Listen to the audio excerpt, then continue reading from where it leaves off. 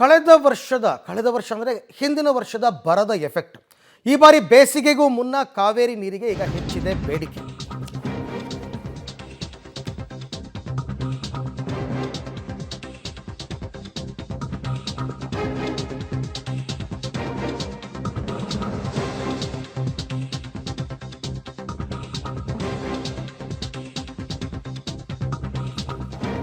ಕಳೆದ ವರ್ಷ ಕಾವೇರಿ ನೀರಿಗೆ ವಿಪರೀತ ಬರಾಗಿತ್ತಲ್ಲ, ಅಂದರೆ ಈ ಮಳೆಗಾಲಕ್ಕೂ ಹಿಂದೆ ಕಳೆದ ಬೇಸಿಗೆನಲ್ಲಿ ಅದರ ಎಫೆಕ್ಟ್ನಿಂದಾಗಿ ಈ ಬಾರಿ ಬೇಸಿಗೆಗೂ ಮುನ್ನ ಕಾವೇರಿ ನೀರಿಗೆ ಬೇಡಿಕೆ ಹೆಚ್ಚಿದೆ. ಕಾವೇರಿ ನೀರಿಗೆ ಫುಲ್ ಡಿಮ್ಯಾಂಡ್. 2024ರಲ್ಲಿ ಬರೋಬ್ಬರಿ 58,000 ಅರ್ಜಿ ಬೇಡಿಕೆ ಬಂದಿದೆಯಂತೆ. ಅಂದರೆ ಮನೆಗಳಿಂದ ಕಾವೇರಿ ನೀರು ಕನೆಕ್ಷನ್ ಕೊಡಿ ಅಂತಂದ್ಬಿಟ್ಟು. ಮೇ ತಿಂಗಳ ನಂತರ 86% ಅರ್ಜಿ ಸಲ್ಲಿಕೆಯಾಗಿದೆ.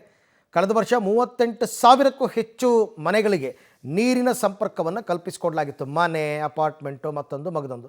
ಈ ಸರ್ತಿ ಜಾಸ್ತಿ ಆಗಿದೆ.